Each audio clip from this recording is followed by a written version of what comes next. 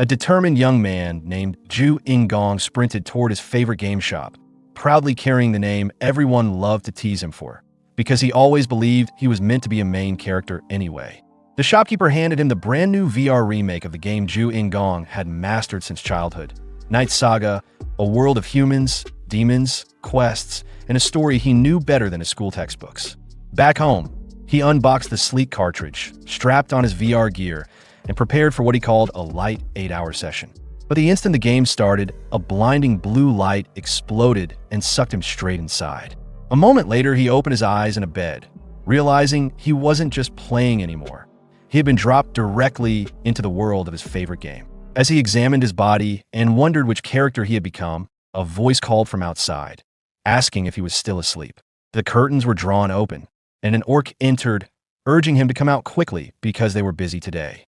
Ju and Gong, both puzzled and amazed, stared at the orc in disbelief, muttering that the graphics looked unbelievably real, almost like actual life, which only left the orc confused. Wondering to himself if he could really converse with these NPCs, and noting that nothing like this had been shown in the game's advertisement, Ju Ingong asked the orc's name. The orc gave him a strange look and questioned why he was acting as though he had forgotten, before introducing himself as Karak. Repeating the name under his breath, Ju Ingong watched as Karak opened the door again, reminding him that everyone was waiting for him, Prince Shutra, and urging him to hurry. The title struck Ju Ingong, who recalled that Shutra Ignas was the 9th son of the Demon King, and with growing disbelief he realized he hadn't even been given the chance to select a character when he logged into the game. He raised one hand, and a status window appeared before him, displaying his stats, those of Shutra Ignas. Ju Ingong wondered if he was really forced to play as Shutra for his first run, but his thoughts froze when he saw how low the stats were. Even ordinary NPCs usually had at least 10 points in each attribute, yet these numbers were pitiful, despite Shutra supposedly being a prince. Shifting his gaze, he noticed the skills listed, one called Conquest and another labeled Protagonist Setting Adjustment. The second skill in particular caught his attention, and he couldn't help but wonder if it truly meant what he thought it did. Just then, Karak peeked through the curtain, urging the prince to come out, to which Ju Ingong reluctantly agreed. Pulling the curtain aside, he stepped outside and froze in shock. A large group of orcs stood waiting in strict formation, their posture as tense as soldiers preparing for war. Trying to make sense of it, he asked why the atmosphere felt so grim, but Karak dismissed his words, telling him to stop spouting nonsense and get moving, explaining that they had to eliminate the Scarlet Lightning bastards. The revelation left Ju Ingong stunned, and before he could react further, Karak shouted that this was their first battle and ordered them to march. Bewildered and uneasy, Ju Ingong could only think to himself how absurd it was to be thrown into a fight without even the chance to go through a tutorial. Because the Scarlet Lightning tribe had formed a military force for an uprising, Ju Ingong, now living as Shutra, was tasked with resolving the matter alongside the 7th prince and 8th princess. As they marched, he broke the silence by questioning why they were bringing only 10 people if this was supposed to be a war. Karak, looking puzzled, reminded him that he had explained yesterday it was only a patrol and asked if the prince had eaten something strange since he was acting so oddly. Ju Ingong chose not to respond and instead raised his hand to open the map, remarking how convenient it was to have a mini-map and deciding he would keep it on at all times. To his surprise, the map revealed a hidden path, and he wondered if it was connected to some kind of event. Karak, however, struggled to make sense of the map, and when Ju Ingong declared they should follow him since he knew a faster route, Karak only grew more confused. The group pressed on, climbing over rocky terrain, while Ju Ingong breathed heavily from exhaustion, realizing just how weak Level 1 felt. Eventually, they came across a mysterious door. Karak, astonished, asked how the prince had found such a place, and if he was secretly a mage, but Ju Ingong brushed it off with a short reply. Concerned, Karak then asked if he was all right since he looked so worn out.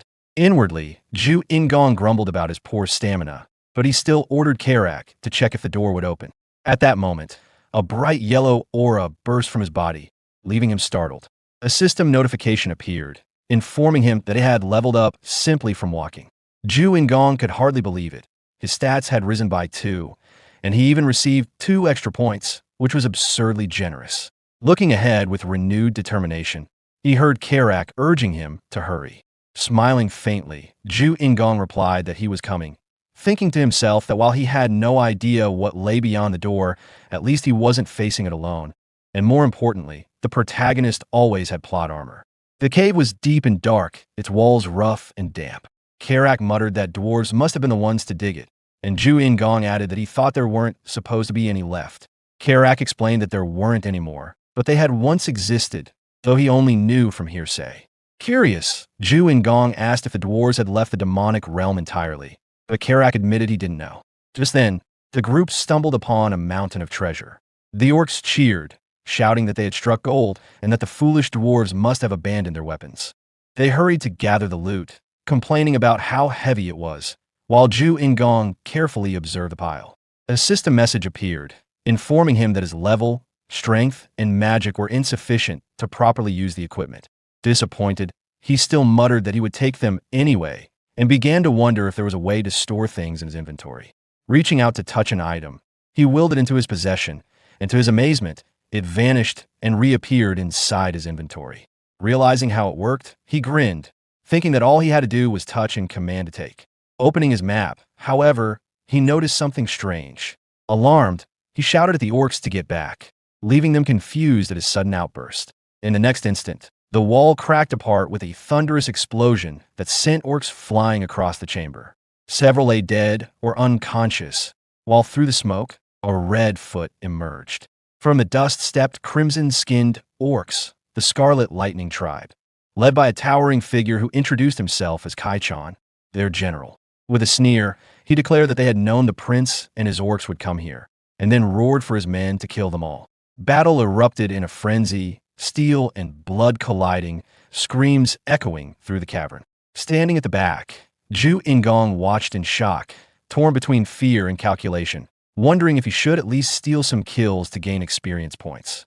Two orcs clashed in front of Ju In-gong, and in desperation he leapt forward, striking at a red orc from behind with his sword, only for the blade to snap in half on impact. Panic surged through him as the red orc, now enraged, turned and charged straight at him. Terrified, Ju In-gong fled, but his fear only grew when he stumbled on a rock and fell face first to the ground. A system alert flashed before his eyes in crimson. Health 1/15, magic 5/5. Heart pounding, he scrambled in panic as the red orc roared and swung down its weapon. Ju In-gong curled up, screaming and covering his head, certain it was the end, until Karak intercepted, blocking the blow and shouting at the prince to get up and move before engaging the red orc himself. Trembling, Ju In-gong muttered that his hands wouldn't stop shaking, insisting to himself that this was supposed to be just a game. Gathering what courage he had left, he shouted that he didn't want to do this anymore, that this was enough for today, and quickly pulled open his system menu.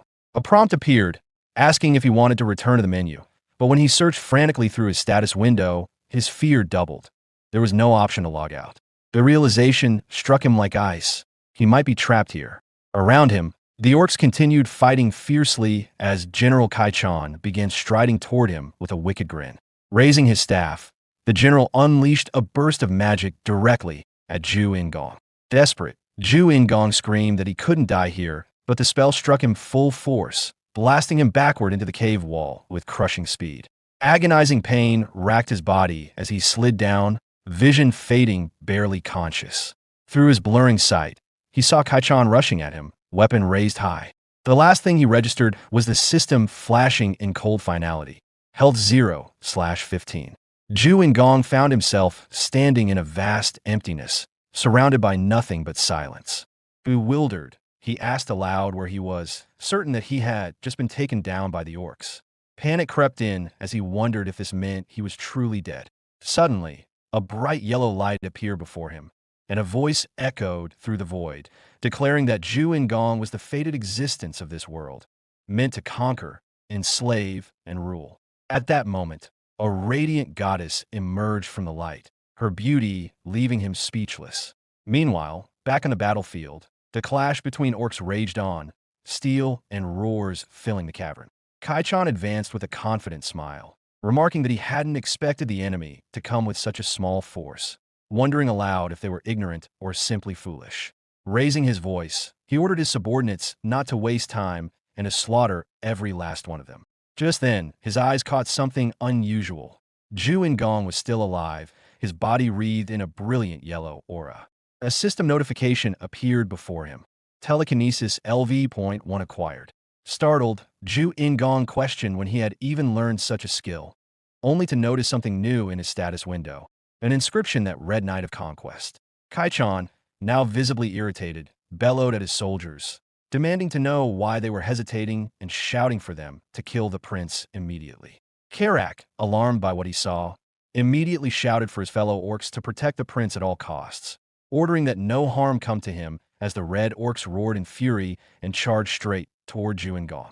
Gripping his broken sword tightly, Ju Ingong glanced at his status window, muttering that Knight of Conquest wasn't a class normally available among the knight branches, leaving him puzzled as to why it appeared. In that instant, he slammed his fist against the ground with all his strength, yellow sparks bursting forth, and a strange certainty filled his mind, spells and commands echoing within his head as if they had always been there.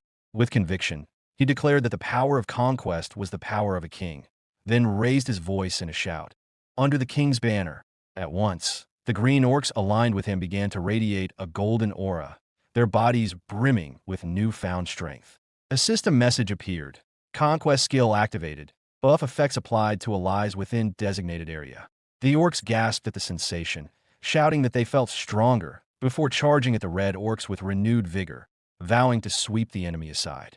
The battlefield shifted as the empowered green orcs began to overwhelm their opponents, cutting through the red orcs with surprising ease. Watching the sudden turn of events, Kaiken's eyes widened in disbelief, unable to comprehend when his enemies had gained such strength. His gaze fixed on the prince, and suspicion crept into his expression as he wondered if this miracle was Ju Ingong's doing. Kai-chan roared at the prince, demanding that he stop immediately, but Ju Ingong remained completely unafraid. Karak intercepted Kaiken's attacks, shielding the prince, who then called out Karak's name and commanded him to go finish off the enemy general. Kai-chan froze in confusion, unsure how to respond, just as Karak swung his blade and decapitated the general. The head fell to the ground, sending the enemy orcs into a state of panic.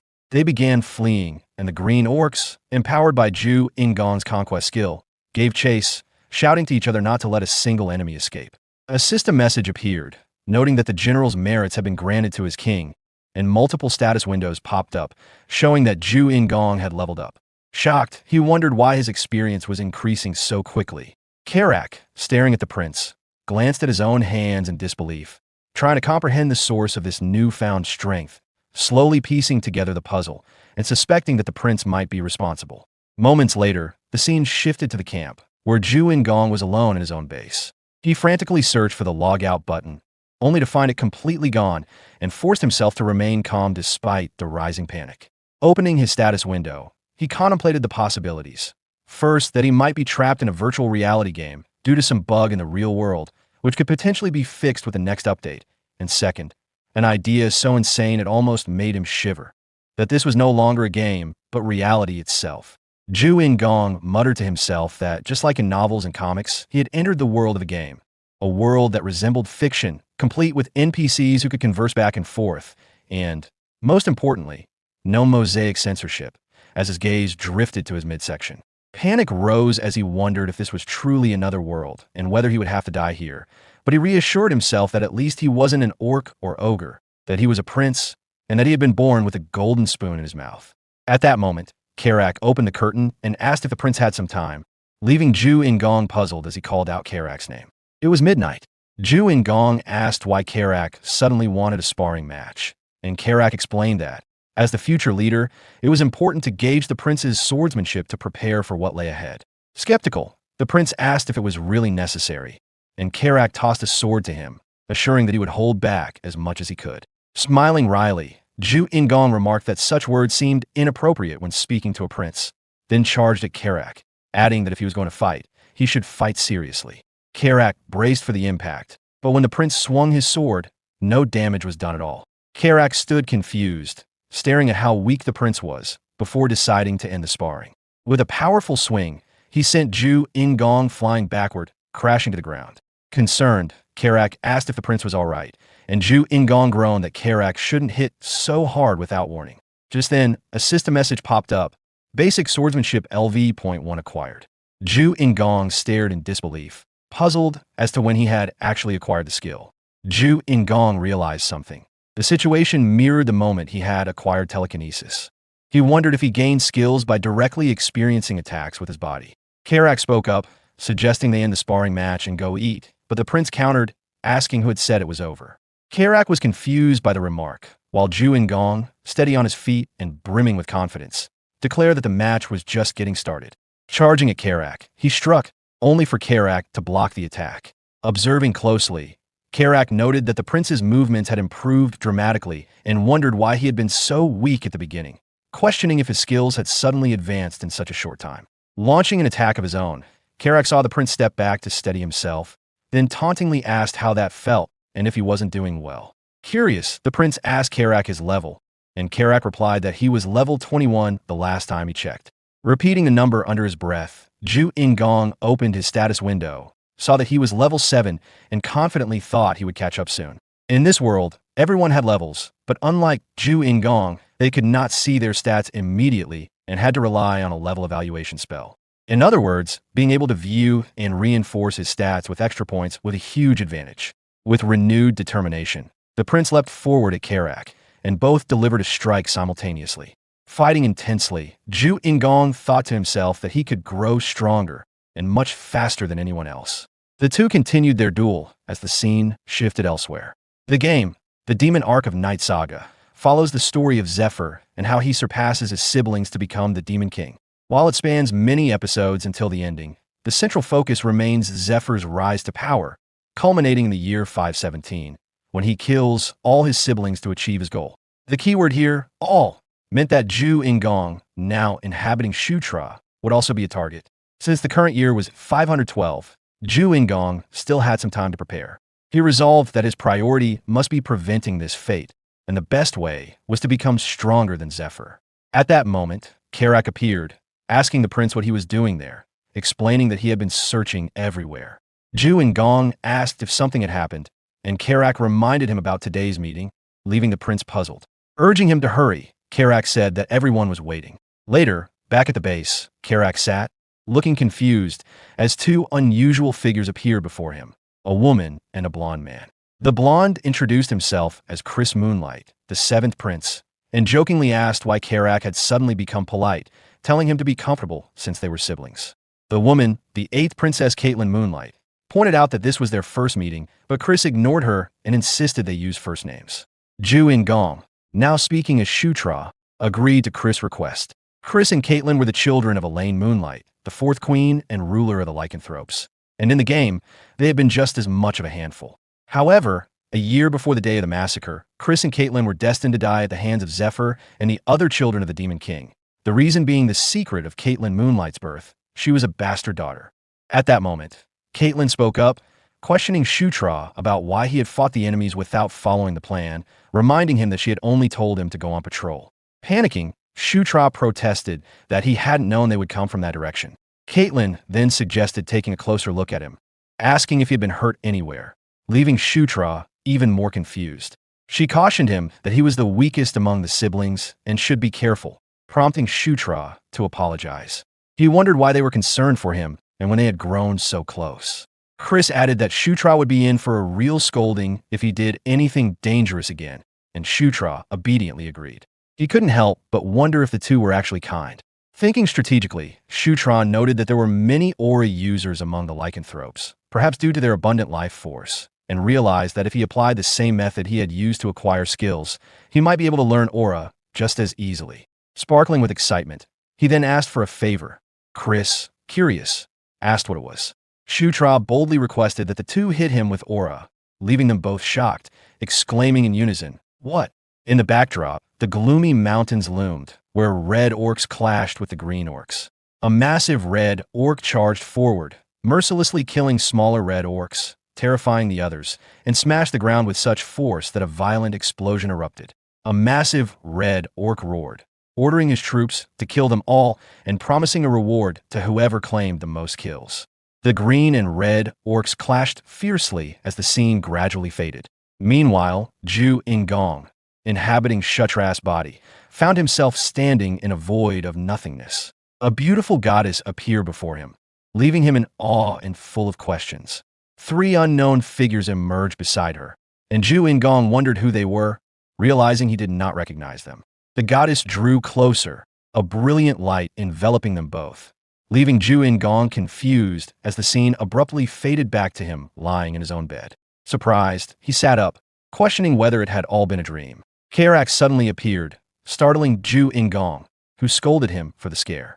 Karak, however, noted that the prince seemed fine and asked why he had requested the princess to strike him, remarking that his persistent whining had led him into trouble. Karak noticed something unusual about the prince, and soon Zhu Ingong began emitting a white aura. A system message appeared, notifying him that he had obtained Aura LV.1. Feeling the power coursing through his body, Zhu Ingong marveled at the sensation. Karak, shocked, asked if the prince could awaken Aura by being struck with it, and Shutra replied that it was somewhat the case. Karak connected the dots, realizing this explained the prince's sudden surge of energy when fighting the Lightning Tribe, and Zhu Ingong confirmed it. Curious, Shutra asked if anything had happened while he was asleep, and Karak simply replied, "Of course." Karak mentioned that the main force had also defeated the Scarlet Lightning Tribe. Shutra echoed the words in surprise, questioning the main force. He had thought that only Chris, Caitlin, and himself had been involved in taking down the tribe. Karak asked if the prince knew the size of the tribe, and when Shutra asked who had been in charge, Karak replied, "General Bandal." Hearing the name, Shutra was shocked. Bandal was one of the strongest figures around, and Zhu Ingong, having played as Zephyr, had always admired him as a subordinate. Suddenly, a realization struck him. This might be his chance. Bandal would only become Zephyr's subordinate in the year 515. And since it was currently 512, Shutra still had time to recruit him first. A menacing smile spread across his face.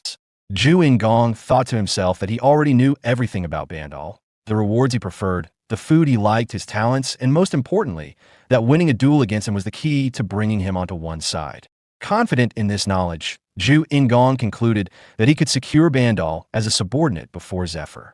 Grinning, he muttered that it was worth trying and that he still had plenty of time. With a dark, determined smile, he declared that Bandal would soon be Zhu Ingong's subordinate. Moments later, in Caitlin's camp, a loud voice echoed as Chris and Caitlin looked on in shock, witnessing that Shutra had reached the level of aura expulsion in just one day. Shutra smiled menacingly, explaining that he had invested all his points into aura, a decision that was far from rash since aura enhanced physical capabilities in general, actually making it more useful than telekinesis. Chris, incredulous, asked if this was possible because Shutra was a Gandharv. He then asked if Shutra could create an underground map, to which Shutra paused, thinking that while he didn't have a map skill per se, he did possess a mini-map. Calmly, he requested pen and paper. Moments later, Shutra had drawn a remarkably detailed map, impressing Chris, who exclaimed that it was even more detailed than the one he had. Overwhelmed, Chris hugged Shutra, calling him a genius, while Shutra simply laughed. Caitlin chimed in, noting that since the Scarlet Lightning Tribe they had encountered was now completely defeated, their enemies would be unaware that the group had knowledge of the underground tunnels. Chris added that this meant they could set up a perfect ambush if they used the tunnels strategically.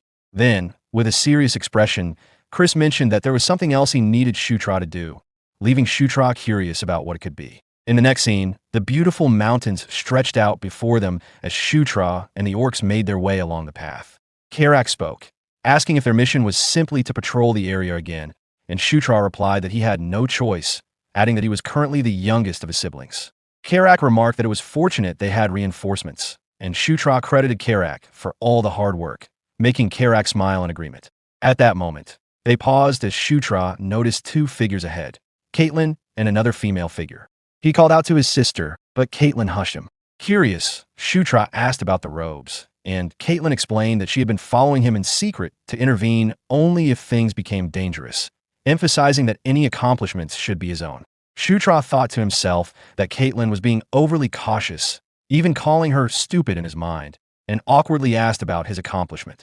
The other female introduced herself as Syra, the adjutant, and Shutra politely greeted her. Caitlin interrupted, assuring him that the two would keep up with him and that he had nothing to worry about, to which Shutra agreed. Later, in a deep, dark, and massive cave, they continued marching forward, their items arranged in front of them. Shutra asked why the caverns were empty, and Karak explained that anyone moving through them would have taken their valuables, assuming that the dwarves had collected everything before leaving. Shutra asked about the weapons they had acquired last time, and Karak replied that he guessed those items were not considered valuables. Shutra nodded in agreement.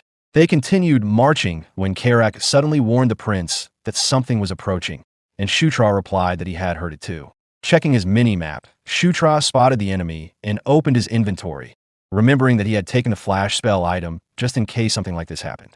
Calmly, he instructed Karak to tell everyone to close their eyes when he gave the signal, leaving Karak confused. Suddenly, countless red eyes emerged from the darkness, and monstrous creatures called stone spiders charged toward them. Shutra shouted for everyone to close their eyes, then hurled the items high into the air. They shattered, releasing a blinding light that disoriented the spiders, which were rendered useless in the brightness since they thrived in the dark. Seizing the opportunity, Shutra commanded the orcs to attack and eliminate the monsters. The orcs charged with full confidence, swiftly cutting down the stone spiders, while Shutra observed from a distance. Opening his minimap again, he noticed that the spiders hunted in groups, each led by a larger red spider, with a big red dot on the map indicating the leader of each group. Shutra called out to Karak, instructing him to follow as they aimed for the boss, and Karak agreed. They ran through the chaos together until the leader of the stone spiders appeared, a massive, imposing creature. Karak leapt forward and delivered a powerful strike, only to be met with surprise. The attack caused no damage. The monster's interior was incredibly tough. Noticing this, Shutra thought to himself that he had forgotten. Karak's axe could not pierce its exoskeleton. He realized the monster's weakness was fire, but added that he could not use fire magic yet. The monster growled, and Karak went on high alert as it charged at them.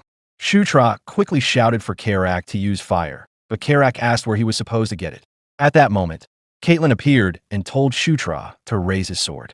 Following her command, Shutra lifted his blade, and to his shock, it transformed into a blazing fire sword. Caitlin asked if that would be enough, and Shutra called out to his sister. As the monster attacked, Shutra remained unfazed, locking eyes with the creature. Its strike slammed into the ground, creating a huge explosion, but Shutra dodged and charged forward, unleashing a skill called Burning Blade. The monster was engulfed in flames as Shutra watched the attack unfold. In that moment, a yellow aura emitted from his body, and a system message appeared. Shutra has leveled up. Opening his status window, he saw that he had reached level 9. Caitlin asked Shutra if he was okay and what the light had been just now. Shutra thought for a moment before answering, telling his sister that it was like a blessing, something that happened occasionally, so there was no need to worry. Caitlin inquired if it was a blessing from the Gandharv, and Shutra replied, kind of. Changing the topic, Caitlin asked if Shutra had fought these monsters before, since his responses had been remarkably skillful. Scratching the back of his head, Shutra explained that he had only read about them in books, though in truth, he had fought them many times in the game and therefore knew their behavior well. Karak then spoke up, telling the prince to look over there, leaving Shutra and Caitlin curious. Karak explained that it appeared to be some sort of door. Moments later, the door opened, revealing 4 heads inside.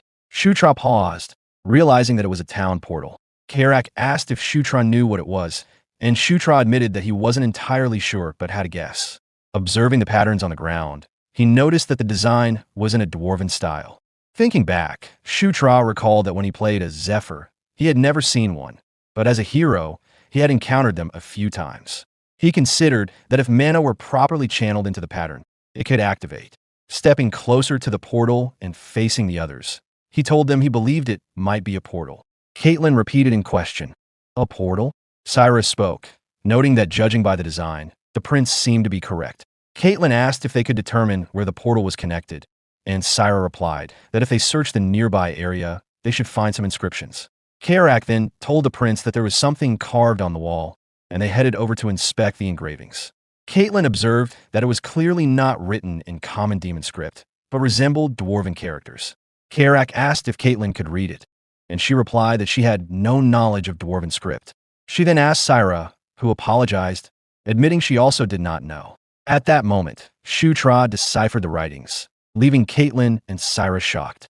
Shutra read aloud that the inscription said, Gishka Mountains Portal Number 2, connected to Portal Number 3. Startled, he wondered why he was able to read Dwarven. Just then, a system message appeared, informing him that he had acquired Dwarven language LV1, leaving Shutra amazed that he could learn languages in this way as well. Karak asked the prince if he could read the language, and the prince replied that he thought he could. Caitlin questioned since when Shutra could understand Dwarven, while Syra pointed out the inscription below and wanted to know what it said. Shutra examined it and explained that if one infused mana into it, it would activate. He then asked Caitlin to try injecting a little mana, but she wondered why it had to be her and not him. Flustered, Shutra claimed he was clumsy with such things, though in truth he admitted to himself that he could not use mana at all. Caitlin eventually agreed, approached the blue orb in the center of the room, and infused her mana into it. The orb shone brightly, and a holographic map appeared, revealing the Gishka Mountains. Shutra pointed to a glowing dot, explaining it was their location, and indicated that portal number 3 should be there.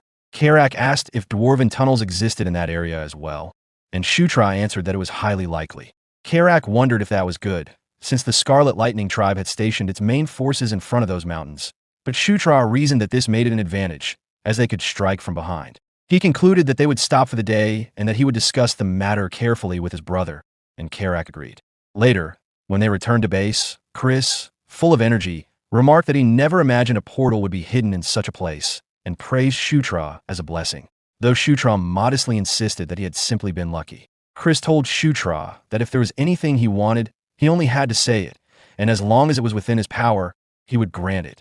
Shutra replied that he was fine and needed nothing, but Chris insisted, adding that as his leader and someone older, he wished to reward him, and if Shutra refused, his feelings would be hurt. After some thought, Shutra asked if it would be acceptable even if his request was somewhat unreasonable. Chris, intrigued, grew more curious, and Shutra asked if he could be taught the Beast God's first art. Chris' expression darkened at the request, and Shutra reflected inwardly that although he could not yet wield weapons properly due to his level, techniques were different. The Beast God's first art was a martial discipline handed down through the Lycanthrope royal family, known simply as a powerful S-rank martial art. Shutra admitted that it was a ridiculous request and said he would understand if Chris refused, adding that it was probably too difficult anyway, and that he had expected from the start it would not be possible. Chris remained silent at first, but then suddenly declared that he would teach him. Shutra was taken aback, hardly believing what he had heard, but Chris clarified that while he could not pass down the secret techniques, he could at least teach him the aura. Shutra asked in surprise if that was true, and Chris in turn questioned whether such a gift was sufficient. When Shutra gave no reply, Chris remarked that his silence might mean he did not like it. Shutra, panicking, quickly added that the gift was perfect. Chris then called his name and, with a hint of uncertainty, asked if Shutra could think of him as a brother. Shutra repeated the word in surprise, considering its weight, and thought it was a meaningful title. He decided he was fine with it and even liked the idea. The two clasped hands, and Shutra agreed to accept being called brother.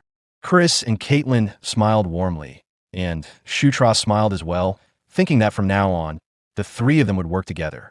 At that moment, the system announced that an alliance had been established with Chris and Caitlin. The scene shifted to a breathtaking mountain landscape overlooking the Scarlet Lightning tribe's encampment, where red orcs moved restlessly across the grounds. Two rocks soared overhead while one of the orcs, grinning menacingly, stood before a prisoner and demanded to know what had brought her there. The captive was none other than the sixth princess, Felicia Doomblade. The perspective then changed once again, revealing Shutra's status window. He noted that with each increase in level, all his stats had been rising by 2, but at some point, his charisma had begun to increase by only 1. He questioned why, recalling that in the original Knight saga, appearance and charisma had been separate attributes. Appearance determined how beautiful or handsome a character was, while charisma reflected how likable they were in the eyes of others. To him, this distinction made sense, as his overall growth pace had been good so far. More importantly, however, he realized he was about to reach level 10 soon. In Knight Saga, whenever Zephyr or Locke reached level 10, their unique skills, Descendant of Darkness and the Chosen One, would each rise by 1 level, and Shutra reasoned that if he also reached level 10, one of his own skills would surely advance as well. At that moment, Karak pulled aside the curtain, announced that everything was ready, and asked if they should depart, to which Shutra agreed. Karak, noticing his bright demeanor, remarked that the prince seemed unusually cheerful and asked if something good had happened, but Shutra replied it was nothing. The two stepped outside to where an army of orcs stood assembled, and Shutra smiled, telling them to set out.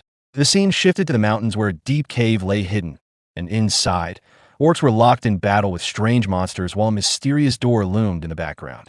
The five main figures enter the chamber, finding two creatures studying a blue orb, and Chris questioned them about their investigation. One confirmed it was complete, explaining that the portal was connected to the Eska River of the Gishka Mountains, and when Chris asked if it functioned properly, the creature assured him it did, praising the sturdiness of dwarven craftsmanship. Satisfied, Chris ordered them to move, and the orb suddenly flared to life as mana was infused, opening a portal to another location. Shutra and Karak watched in awe, barely able to believe what they were seeing, and Shutra thought he never imagined he would witness something like this in reality. As the others advanced toward the portal, Caitlin turned back and asked what he was waiting for, prompting Shutra to run after them, insisting he was coming. He quickly followed, and once on the other side, he looked beneath him in shock and realized that they had arrived directly above the enemy's base. Chris remarked that it was just as expected. The enemy's encampment, and estimated, judging by the size of the base, that it held roughly 5,000 troops. He explained that if they struck from the rear, their first priority should be the supplies, and if General Bandal launched a frontal assault to distract the enemy, their infiltration units could burn down the food stores from behind.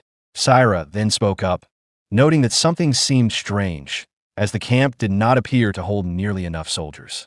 Chris noticed it as well, admitting she was right and wondering where the rest of the enemy had gone, even considering the possibility that they had already launched an attack.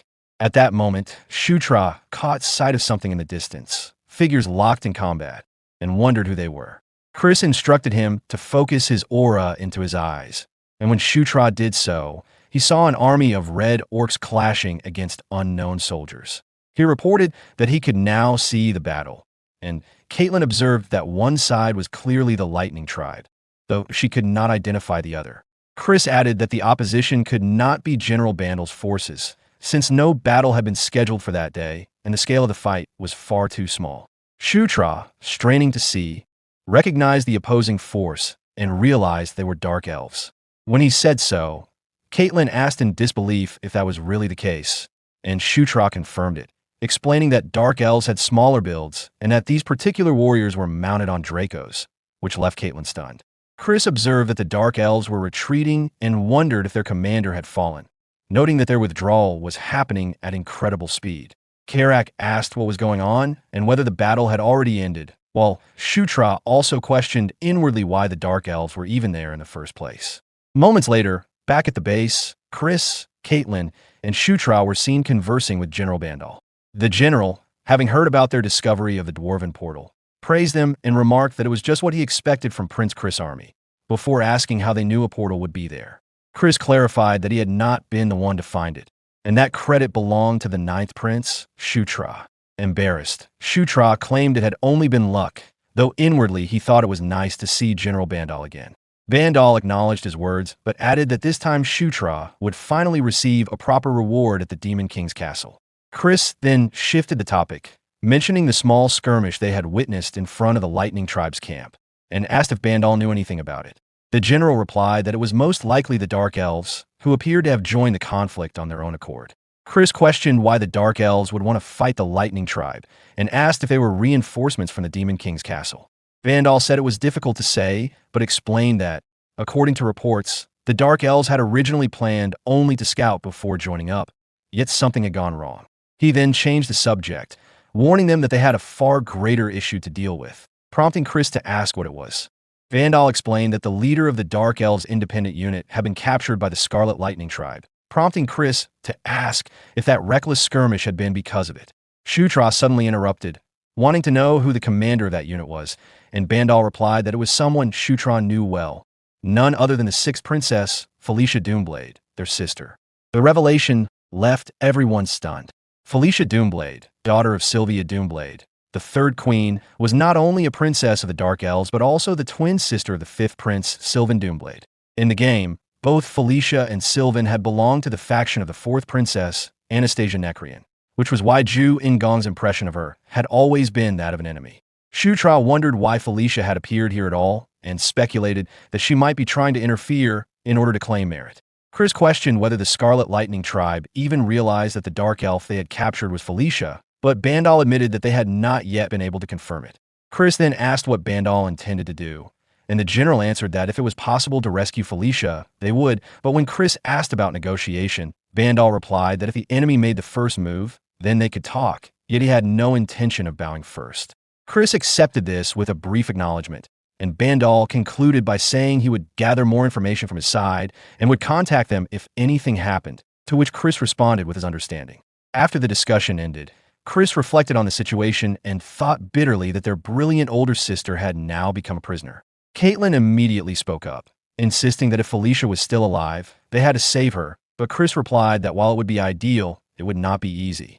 He explained that attempting a rescue could result in heavy losses on their side, which left Caitlin shocked by his words. She protested firmly that they had to save Felicia regardless, as she was still their sister, but Chris, though understanding, remained hesitant. Shutra also contemplated the matter in silence. Later, within the base, the higher-ranking officers gathered in a strategy room, and Chris laid out the plan. It was straightforward. When General Bandal drew away the Scarlet Lightning Tribe's main force, they would strike the enemy encampment from behind. Chris declared that he would personally charge into the center of the base to create as much chaos as possible, while Shutra and Caitlin would each lead their own squads to carry out a separate mission. Shutra asked if that mission was to rescue their sister, and Chris confirmed it, explaining that they would first burn the enemy's food stores and armory to cripple their supplies, then move to rescue Felicia. However, he stressed that if the situation became too dangerous, they were to retreat immediately, as they could not afford to risk countless lives for Felicia alone. Caitlin was angry at what her brother had said, but Chris told her to be quiet, reminding her that he was also the commander of a unit. Caitlin insisted that Felicia was family and demanded how Chris could speak so coldly, while he explained that they could not allow Felicia's reckless actions to jeopardize the entire operation. Shutra observed the exchange with curiosity, noting that Chris did not seem particularly intent on rescuing Felicia and wondered if something had happened between the two. The scene then shifted to nightfall, with the army marching confidently and declaring they would annihilate the Scarlet Lightning Tribe. Chris and the other orcs watched from a higher vantage point, observing the enemy's base, and as they drew closer, an explosion erupted, throwing the enemy into panic. General Bandal appeared with his men, charging into the fray and commanding that all enemies be slain. Karak noted that the attack had begun, but asked why they were not moving yet. Shutra advised waiting for a signal. Meanwhile, two opposing forces clashed, with General Bandal's team gradually gaining the upper hand as Bandal assessed the situation. Suddenly, he gave the command to retreat. At that moment, Chris instructed everyone to prepare and move, emphasizing that the mission had to be carried out exactly as planned. As soon as he issued the command, the troops charged, and the enemy panicked at the sight of another attack, while Chris' forces continued to gain the advantage in the fight. At that moment, Caitlin warned Shutra to be careful, and he returned the caution in kind. Shutra then opened the map, noting many red dots representing enemies on the minimap, and shouted to his men to move left and dash straight for the food storage, which they promptly agreed to. Karak commanded the orcs under his charge to kill all enemies, and together they began overpowering the opposition. Suddenly, an enemy attempted a sneak attack, catching Karak off guard, but Shutra intervened, throwing a dagger that killed the attacker. The system immediately appeared, informing him that his dagger throwing had reached level 1, bringing a smile to his face. Karak, curious, asked the prince when he had learned to throw daggers, but Shutra downplayed it, urging everyone to move quickly while thinking to himself that he had simply tossed a dagger the night before and somehow gained the skill. Karak then shifted focus to the target ahead, pointing out what appeared to be the food storage and asking if they should set it on fire. Shutra confirmed, and they continued with the plan. However, he paused, worrying about Felicia. If she was locked inside, she could be caught in the flames and die. Quickly adjusting the plan, he told Karak they needed to find Felicia first. When Karak asked how, Shutra checked the minimap, reasoning that Felicia, as a neutral NPC, should be marked in blue or purple. Spotting a marker, he directed Karak, who followed, and Shutra made his way to the tent where Felicia was being held. He opened the curtain, thinking this must be the place, yet still wondered where she could be. In that moment, a female voice called out, and Shutra turned toward it, discovering none other than the 6th princess, Felicia Doomblade, who was tied up, and asked him what he was doing there. Felicia was taken by surprise upon seeing Shutra and questioned his presence, while he quickly worked to untie the chains binding her, insisting that they could talk later as the place was dangerous and they needed to escape immediately. In his mind, Shutra calculated that if he saved Felicia here, her indebtedness might prove useful in the future. Felicia remained astonished that he was helping her at all. Moments later, once they were both free, Shutra remarked that they had barely managed to escape and urged her to hurry and regroup with Chris and Caitlin. Felicia, still confused, was startled to hear that and asked if Chris and Caitlin had come to rescue her. Shutra affirmed it, questioning why she was asking, and wondered if rescuing her was not their original goal. Unsure of how to respond, Felicia admitted that he misunderstood her, explaining that he had been removed from the current power struggle and was unaware of the situation. At that moment, Karak shouted a warning to the prince that the enemies were swarming in. Hearing this, Shutra told Felicia to follow him quickly, and she complied. As they ran, Felicia abruptly changed the subject, questioning when Shutra had started addressing her by her first name, but Shutra ignored her and kept running, leaving her surprised by his urgency. Suddenly, Felicia noticed an attack approaching from behind and called out to warn him. But before he could react, a bright light pierced through Shutra's body, causing him to cough up blood just as a massive explosion erupted. Terrified, Felicia called out to him, staring at the explosion and desperately searching for any sign of him. In that instant, a red orc appeared behind her. She noticed it and prepared to fight, but before she could move, the orc's head exploded, leaving her stunned by what she witnessed. Felicia looked toward the source of the attack and saw a figure emerging from the smoke. As a single footstep echoed forward and the haze cleared, the figure revealed itself to be none other than Shutra, glowing with a radiant white aura. The system appeared before him, notifying that he had acquired the skill man control along with fire arrow level 1. A confident smile formed on Shutra's face as he unleashed a flurry of blazing arrows toward the enemies, each shot striking with precision and power. He relished the moment, amazed that he was wielding real magic. Even though it was only a basic level, the sensation thrilled him, and he laughed in satisfaction as the battlefield erupted with flames.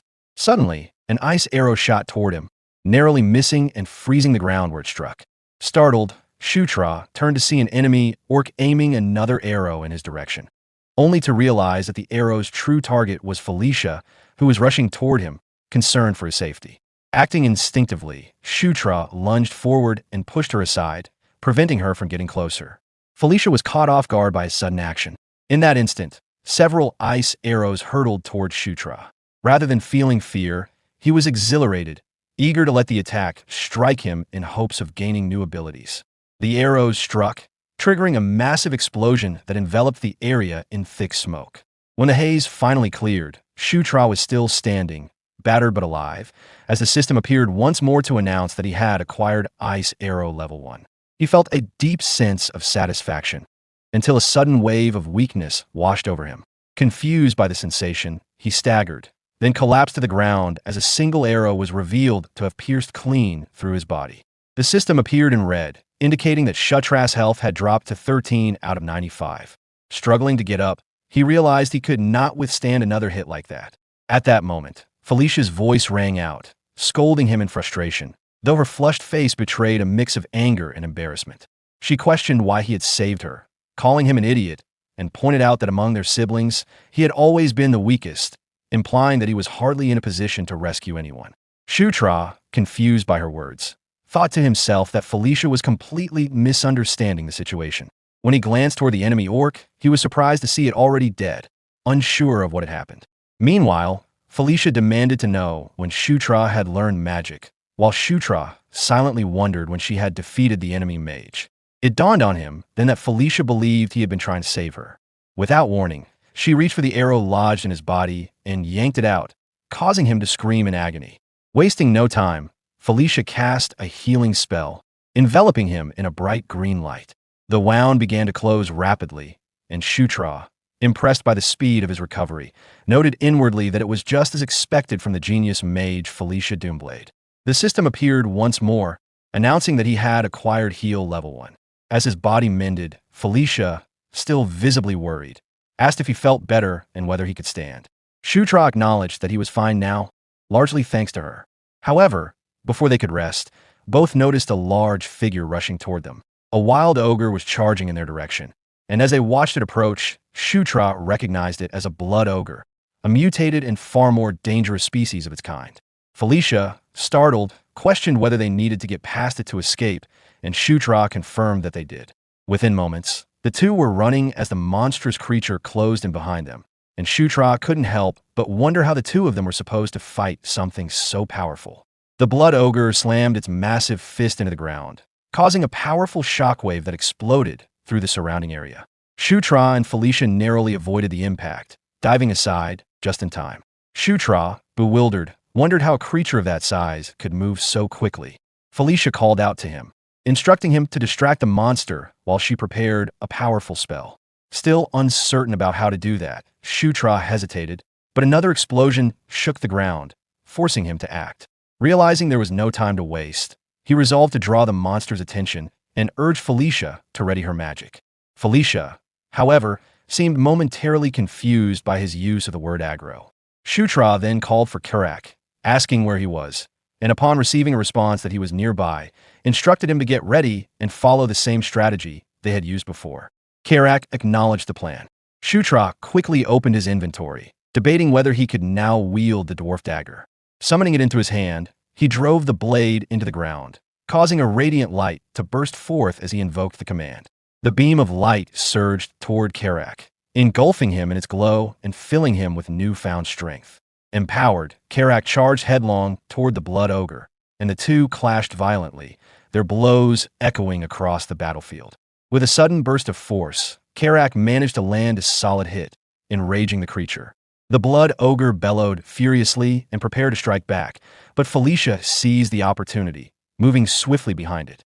Confidence radiated from her as she unleashed her spell, causing the ground beneath the ogre to destabilize. The massive creature lost its footing and crashed heavily to the ground. Without hesitation, Karak leapt high into the air, his weapon raised, and brought it down with devastating force, ending the battle in a single, powerful blow. The blood ogre spewed blood from its mouth as Karak's powerful strike connected, and Karak continued to stomp on the creature, driving it deeper into the ground while it roared in agony. From a distance, Shutra watched the scene unfold, releasing a relieved laugh as he realized they had won the battle. Though aware that other enemies still remained, he felt grateful that the most troublesome opponent had been defeated. Just as he allowed himself a moment of relief, a light began to radiate from his body once more. The system appeared before him, notifying that he had reached level 10. Shocked by the sudden advancement, Shutra barely had time to process it before another message appeared, informing him that his protagonist buff had leveled up. He smiled at the notification, pleased with the progress, when the system displayed yet another update, announcing the addition of a new passive skill as a result of protagonist buff level 2. Curious, Shutra opened the message, which revealed the new skill, Battlefield Blessing level 1. The description stated that it slightly reduced the accuracy of ranged weapons aimed at the protagonist. Observing the details, Shutra thought to himself that it resembled the so-called Stormtrooper effect, where countless projectiles would miss their mark whenever aimed at the main hero. With this new ability, he realized he could replicate that same phenomenon. However, his thoughts were interrupted when several enemy orcs came charging toward them. Felicia was seen running from the approaching foes, shouting to get his attention and urging him to act. Snapping out of his daze, Shutra quickly regained his focus, readying himself for the next wave of battle. Felicia came to a sudden stop, turned toward the oncoming enemies, and unleashed a surge of power that sent the orcs flying backward. Shutra watched in astonishment, recognizing that what she had just used resembled magic, but was clearly something different. He realized that it was the power of a spirit. As the enemies were blown away, he reflected that although dark elves were often considered corrupted, they were still elves, and before becoming an exceptional mage, Felicia had been a natural-born spirit user. While Felicia continued battling the remaining foes with effortless precision, Shutra stood nearby, smiling to himself as he wondered if he could someday harness that kind of power too, and secretly thought about what it might be like to be struck by such energy himself. A sudden burst of yellow light lit up the sky, leaving the nearby orcs staring in confusion. Karak immediately turned to the prince and asked what the signal meant, and Shutra calmly explained that a yellow flare meant everyone needed to fall back. Karak blinked at him, stunned, while Shutra wondered if something had gone wrong elsewhere and if someone might be in danger.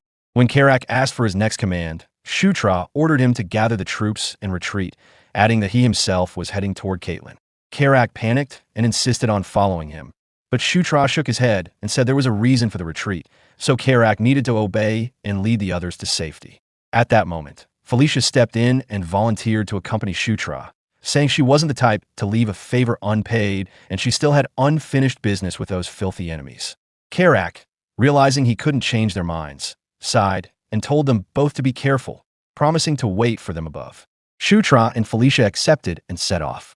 As they walked, Felicia asked if going to Caitlin was really necessary, and Shutra replied that with such a sudden retreat, it was better to check.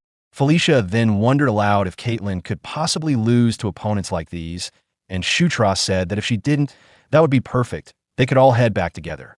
Felicia gave him a disappointed look and asked if he was actually worried about Caitlin, and Shutra admitted they were family, though in his mind he added that the real reason was because she was his ally. Felicia glanced at Shutra, thinking about what he had just said, while somewhere else Caitlin was wiping out the red orc monsters without breaking a sweat. She spun around, activated her magic, and blew up the orcs around her, but more kept coming. Two of them rushed her as she moved back, pulled out her magic sword, and cut them down in a single swift strike. In the distance, Felicia and Shutra watched the battle unfold, with Felicia saying it was exactly what she expected and Shutra adding that there was never anything to worry about. When Caitlin noticed Shutra, she turned and asked why he hadn't run, and after hesitating, he muttered to Felicia that he came to save her, even though she clearly didn't need saving. Caitlin was about to question him, but then she spotted Felicia standing close to Shutra and instantly dashed over to hug her, overjoyed to see her safe. Felicia, smiling, told her she worried too much, while Shutra, observing from the side, wondered how the two had gotten so close. Then he noticed something on his map and quickly warned them that enemies were heading their way again, telling them they needed to retreat. Caitlin told him to take point while she and Felicia covered the back, and he agreed. Later, in the portal room where the orcs were resting after the battle, the three walked in and looked around, and Felicia asked if Shutra was the one who discovered the portal, to which Caitlin proudly replied that he was, and that it made a major contribution to the entire operation. Felicia quietly mentioned that it felt strange because Shutra had changed so much. Right then, a voice called out that everyone had returned safely, and when the two turned around, they saw it was Chris. Caitlin quickly said she had brought Felicia back without any issues, while Felicia remained silent. Felicia then greeted Chris, saying it had been a long time, and Chris agreed with a small nod. Soon after, the four of them gathered in a room, and Chris mentioned had heard that General Vandal's troops had also won, and that Yakujan had apparently backed off the moment he saw the garrison go up in flames. Shutra, confused, asked who Yakujan was, and Caitlin reminded him that he was the great chieftain of the Red Thunder tribe. Felicia then asked if Yakujan had surrendered, and Chris replied that it wasn't really surrender. He had simply escaped, and if he managed to rally his scattered followers, the fight could start up again. Chris then said that tomorrow they would be moving against Kairam's forces, Kaiken's older brother, because it would be bad if he joined up with Yaku January. After that, Chris shifted the conversation and asked Felicia how she ended up here, and with a sad expression, she explained that she had been studying some ruins nearby when she heard news of the battle and was captured while trying to help. Chris, however, questioned whether that was really the truth, and Felicia sharply asked if he thought she was lying. The two stared at each other tensely until Chris suddenly turned away, saying Felicia must be tired and they should all get some rest. Everyone agreed, though Felicia was still lost in her own thoughts. A little later, the orcs were lounging around, eating and resting, while Shutra sat off to the side, checking through his inventory and thinking about how amazing his new skills felt, even if the only one he could actually use in a real fight was Aura. Just then, someone called his name, and when he looked over, he saw Felicia standing there. She politely asked if she could come in, and Shutra, confused, wondered why she was visiting so late. Felicia stepped closer, called his name again, and suddenly grabbed him by the front of his clothes, pulling him right toward her, leaving him completely stunned as her face ended up inches from his. With no hesitation, she told him to take off his clothes, causing Shutra to turn bright red. Stammering, he asked what she meant, only for Felicia to lean in and repeat herself, until she calmly added that she needed him to undress so she could heal him properly, leaving Shutra frozen because he had clearly taken it the wrong way. A moment later, Felicia was channeling magic over him, explaining that what she did before was just basic first aid and that he might have internal damage. So she was giving him a full healing spell this time, while Shutra silently sulked because he had been expecting something entirely different. Felicia then shifted the conversation and asked why his body glowed earlier and if something was wrong, but Shutra quickly said it wasn't a big deal and that it happened from time to time. Shutra quickly shifted the conversation and said he actually needed a favor, catching Felicia's attention. She tilted her head, wondering what he was talking about, and Shutra explained that it was something only she could help him with. Hearing that, Felicia's curiosity spiked even more, her eyes narrowing as she waited for him to continue. A moment later, several new skills popped up on Shutra's screen, and he couldn't stop grinning at the fresh abilities Head gained. Since Felicia had agreed to help him, Head managed to unlock 3 healing spells, and today was, before he could finish the thought, Caitlin walked in and announced that, as he already knew, there were many forms of Beast Fist. Shutra's eyes lit up, excited that he was finally going to learn it. Caitlin explained that for today, they would focus on the werewolf style, the core form that leads to the Beast God Fist, which made Shutra realize why she chose it. She told him that Beast Fist used both inner and outer aura, and today she would teach him how to handle his internal aura. Shutra nodded and closed his eyes as instructed, focusing deeply until he started to feel the flow of energy. Aura, the essence of life, tied closest to the soul, and when taken to its peak, becoming soul power itself. Suddenly, a bright glow surrounded him, and a system message appeared announcing he had gained a passive skill called Protagonist Physique Level 1, leaving him stunned. When he checked what it did, he realized it was insanely powerful. Another skill unlocked right after, and Shutra muttered that this was completely on the same level as Zephyr's and Locke's passives, and since it gained new traits with every level, it was basically a system that kept adding broken features as it grew. Shutra gave a confident smirk, thinking to himself that this must be what it truly felt like to be the main character, and the thought alone made him excited. Caitlin snapped at him, asking why he was spacing out and telling him to focus, and Shutra quickly apologized. She then announced that it was time to begin Beast Fist training for real, and Shutra eagerly said he was ready. A short while later, he stood in awe as the system informed him he had learned Beast Fist Level 1. Caitlin praised him, saying mastering the basics that fast was no small feat. Shutra stared at his glowing hands, amazed that even without a weapon, they felt like he was holding something lethal, and he finally understood the power of Beast Fist. Caitlin then said they should move on to the next technique, but before they could start, a soldier rushed in and called for the princess, reporting that there was an emergency. Soon after, Chris gathered the 3 of them and explained that Kyram's forces had vanished, shocking everyone. He added that it seemed Kyram had seen through their plan, and Caitlin asked what their next move should be. Chris explained that according to General Vandal's intel, Yakujan and Kyram were planning to meet at a specific point, and he pointed to the map. Shutra noted that based on the terrain, the prediction was highly accurate, and he said they should attack before the 2 forces could unite. Chris agreed and declared they would regroup with General Vandal and launch a full-scale assault on the Red Thunder Tribe with their main army. Not long after, at the main camp of the Red Thunder Tribe subjugation force, Vandal greeted Chris, saying he had traveled far to get here, and Chris replied that Vandal looked exactly the same as always and that it had been a long time. Vandal then turned to Caitlin and said it had been a while for the princess as well, asking if she had been doing all right. But Felicia cut in, saying they could catch up later and demanded to know how her subordinates were doing. Vandal assured her that everyone under her command was safe. Shutra watched them with a smile, thinking to himself that Vandal was the character he used the most back when he played Night Saga, so even the man's stern expression felt strangely nostalgic. Shutra stepped forward to introduce himself, and Vandal paused, looked him over, then offered his hand, saying it was a pleasure to finally meet the 9th prince. In another place entirely, the goddess suddenly appeared, and as she gazed ahead, another woman stepped out, one overflowing with tremendous aura, and the 2 of them turned their attention toward Shutra, who stood frozen in shock at the sight.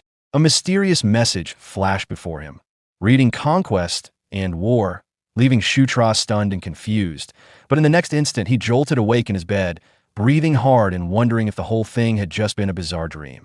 Shutra couldn't shake the feeling that he had seen the white-haired woman somewhere in a dream before, but the woman in red was completely unfamiliar, and he wondered who she was supposed to be. Just then, Karak yanked open the curtains and told him it was time to move, and Shutra replied that he was coming. As they headed out, orcs rushed around preparing for war, and Shutra reminded himself that had been assigned to the left flank for this battle. Vandal was commanding the center, while Chris and Caitlin led the right, and the Dark Elves formed a fast-moving rearguard. Soon the march began, and before Shutra realized it, he was standing on a massive battlefield with thousands gathered on both sides. Vandal roared for everyone to get into formation and promised they'd show their enemies what Real's suffering looked like. Then, with a shout, he ordered the advance, sending the army charging forward. Across the field, an enemy orc sneered and called them idiots just as a massive explosion erupted behind Vandal's troops, blasting orcs into the air. Shocked, Vandal demanded to know what had just hit them, only to see a gigantic swamp mammoth hulking behind the enemy line. The beast unleashed another barrage, explosions tearing across the field and throwing soldiers like ragdolls. Shutra and Karak stared wide-eyed, and Shutra muttered that they'd walked straight into a trap and that the enemy must have seen through their entire plan from the start. The enemy forces began pushing Vandal's troops back, blades clashing nonstop as both sides struggled for control. The swamp mammoth loomed in the distance, far bigger and far deadlier than any normal mammoth, a true monster built for war. Shutra stood frozen for a moment, trying to figure out what to do, when a heavy stomp echoed behind him. Lizard-like warriors suddenly rushed out, joining the green orcs on the battlefield, and Shutra was stunned to see the lizard men entering the fight as well. One of them lunged straight at him, but Karak darted in and cut it down before it could reach him. Karak yelled at Shutra to wake up, warning that one slip-up would get them all killed, and Shutra nodded, admitting that Karak was right and reminding himself this wasn't some game. Meanwhile, Chris fought furiously against a swarm of enemies, furious that their entire plan had been exposed and that the enemy was clearly playing with them. Caitlin shouted for him, telling him they needed to fall back and wait for a better chance. And Chris was shocked she'd say that. He argued that if they were treated poorly, they could take even heavier losses, maybe even get wiped out, but Caitlin insisted that staying would only increase the number of deaths. She pressed him to choose, saying now was the moment to pull back, and Chris clenched his jaw, finally shouting the order to retreat. He commanded the magic users to set up a shield line in the rear to stall the enemy, while the others regrouped and withdrew. Then he roared for everyone to survive and make it back alive, reminding them they were not allowed to die here. Soon after, a small camp was set up, and injured orcs lay scattered around while healers worked on their wounds. Chris sat with a heavy expression, admitting that he had grown careless and should have questioned things sooner, even a little. Vandal replied that what was done, and now their only choices were to pull the army back completely or ask the Demon King's castle for reinforcements. Chris agreed, saying he couldn't throw his soldiers into a death trap just to chase some foolish idea of glory. As he prepared to give the order, Felicia suddenly raised her hand and said she had a proposal. She explained that the reason she came to this region in the first place was to investigate an ancient ruin located at the edge of the Jashuka Mountains. Shutra, listening closely, remembered that Felicia was a brilliant mage, but even in Knight's Saga, her skills leaned heavily towards study and exploration rather than combat. Felicia spread out a map on the table and continued, saying she had been researching a legendary ruin hidden in these mountains for a long time. The 1,500-year-old lair of the earth dragon Enkidu. Enkidu, a dragon born from molten rock, had filled its lair with guardians to protect its horde. Among those protectors were the dwarves who once lived in the Jashuka Mountains, and Enkidu had ordered them to forge special weapons to defend the lair. Chris leaned forward and asked her what kind of weapons she was talking about. Felicia explained that the treasure was the thunder-birthing anvil, a relic that could command the chimeras guarding the ruin and unleash magic powerful enough to affect an entire army. Then she slapped her palm on the table and declared that finding it was their only real chance of winning. She reminded them that this was the whole reason she came here, but when Vandal asked if she knew the anvil's exact location, she admitted she didn't, and that this fragment of information was all she had. Chris sighed that this wasn't helpful at all, pointing out that they had no idea when the enemy would attack again, and he couldn't gamble everyone's lives on a treasure hunt. Felicia scowled at his response, but before she could argue, Shutra stepped forward and said with confidence that the thunder-birthing anvil was definitely in these mountains, which left Felicia surprised he was defending her. Shutra remembered seeing the anvil during his time playing as the hero Locke, and added that he found a connected tale while studying the Dwarven language, finishing by saying that he trusted Felicia completely, which stunned her even more as he privately thought he might as well earn some extra favor. Chris cut in again, saying this wasn't about trust and that wasting time would get them all killed, and Shutra clenched his teeth, irritated at how stubborn Chris was being. Shutra refused to back down, so he pointed at the map and said the Gondar people had a similar tale, adding that the entrance to the ruins had to be close and that if they let him search the area, he was sure he could find it. He promised that if he failed, he would take all the blame, asking everyone to trust him just this one time. Soon after, phantom steeds summoned by Felicia glided through the sky with Shutra and the others riding on their backs. Shutra silently celebrated finally getting everyone to move toward the anvil. But his thoughts were cut short when Karak yelled for him to hold on or risk falling. And Shutra agreed, even though he knew he'd be fine since he rode these creatures constantly, as Zephyr. He checked his map and figured they'd reach the entrance in about an hour. And with the minimap, locating the ruins wouldn't be difficult, though leading the group there naturally was the real challenge. Shutra mulled over the problem and told himself he had 1 hour to come up with a plan and that things would probably work out somehow. A short while later, Shutra was spouting fancy terms and making up complicated explanations about how he could pinpoint the anvil's location. And when he finished, he quietly wondered if any of that actually convinced them. Karak and Caitlin stared at him, completely puzzled, and the others also asked what his explanation was even supposed to mean. Shutra, looking stressed, thought to himself that they should just ignore the parts he bluffed through. Then Felicia suddenly told him to take the lead, shocking Shutra because she didn't question him at all. She added that she understood his reasoning and urged him to guide them, leaving Shutra wondering if the nonsense he made up somehow sounded believable. He stepped forward and told them to follow, though Felicia kept watching him with narrowed eyes. After a bit of walking, Karak spoke up, saying they had followed the prince all this way only to end up at a plain cliff wall. He asked Shutra if he was sure this was the right place, because it definitely didn't look like an entrance. Shutra simply smiled and said he never mentioned going to the entrance in the first place, leaving Karak even more confused. Shutra then turned to Caitlin and asked if she could break this spot open, and Caitlin pointed at herself, asking if he really meant her. Shutra nodded and said he was relying on her for something big. Although uncertain, Caitlin agreed to try, while Felicia looked at Shutra in disbelief and asked if the anvil that births thunder was actually hidden inside this cliff. Shutra then explained with confidence that based on his calculations, breaking through this spot would let them skip all the dungeon guardians, so if Caitlin could just smash the wall. Only for Felicia to interrupt and demand how he expected Caitlin to punch through solid stone, asking if Shutra thought she was some sort of living siege engine. Shutra awkwardly asked how else they were supposed to open it, and Felicia gathered mana in her hand with a smug smile, saying that any proper ruin explorer carries a secondary specialty in blowing things up, proudly referring to herself. She then unleashed a massive blast, the cliff shaking as cracks spread, and the wall slowly collapsed while everyone stared in awe. Felicia herself was stunned, unable to believe they actually found the place so easily. When they stepped inside, Caitlin pointed at the half-dome structure and asked if that was where the thunder thingy was kept, and Shutra confirmed it, adding that the dome was probably the final layer of protection and the anvil was stored within. Karak suggested just breaking it open, but Shutra refused, saying that forcing it might damage the anvil and there had to be a proper mechanism to unlock it. Meanwhile, Felicia was watching Shutra with suspicion, then glanced around and pointed out a strange detail. Among the 9 statues, 3 held weapons while 6 had empty hands. Caitlin agreed and guessed that maybe they needed to arm the rest, but Felicia said it wouldn't be that easy. She added that the weapons the statues were holding were clearly dwarven-made, so the other statues would probably require dwarven weapons as well. Hearing that, Caitlin asked how they were supposed to get weapons like those in the first place. Shutra suddenly spoke up and said he actually had 6 of those weapons on him, leaving Felicia stunned. He thought to himself that he couldn't use them before because his level had been too low, so he tossed them into his inventory and never imagined they would be useful now, feeling oddly lucky about it.